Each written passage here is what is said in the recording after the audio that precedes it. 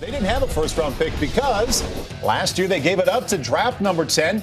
Coming off a knee surgery, I guess he looked pretty nimble there, jumping up and down there at a draft weekend party. But there's basically your first-round pick of the Washington Redskins because of the trade they made last year. Here's what they did actually draft. 7 picks, getting a lot of turnover ability on the defense. David Amerson, 13 interceptions in 2011. Then Philip Thomas, the 4th-round pick out of Fresno State. He led the nation in interceptions this year. DJ, how well did the Redskins do without an actual first-round pick addressing their needs? I think they did a good job, especially at the safety position. I'm a Philip Thomas fan, like you said. A lot of production, led the nation in interceptions. And to get Bakari Rambo from Georgia later on down the draft, I think was excellent value. So this is a team that needed to upgrade the safety position.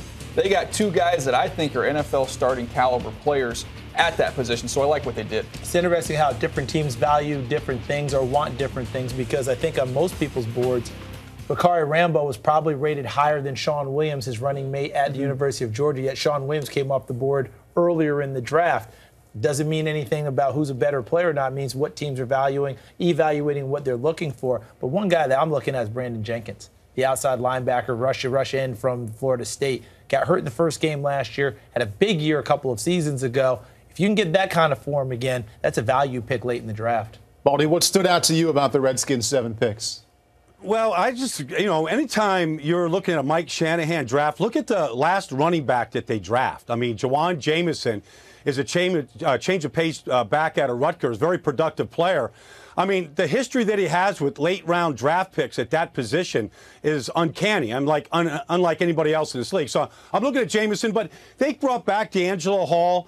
They returned their entire defense intact from a year ago. So all these guys, Bakari Rambo, Amerson, all these guys have a chance to add depth to that defense and then compete with Reed Dowdy and some of the guys in that secondary right now. So I think the Redskins recognized they had to upgrade and add depth to the secondary, and I think that's exactly what they did in this draft.